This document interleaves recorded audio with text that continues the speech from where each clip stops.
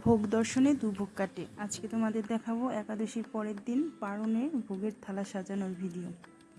5 পদের ভাজা দিলাম, পটল ভাজা, শাক ভাজা, উস্তা ভাজা, কুমড়া ভাজা, আলু ভাজা, বেগুন ভাজা, বড়া ভাজা, বাঁধাকপি, নিরামিষ তরকারি, আলু কপির রসা, এরপর আছে তিতা ডাল, লাউ দিয়ে সিম দিয়ে মুগের ডাল, এরপরে আছে জলপাইয়ের চাটনি।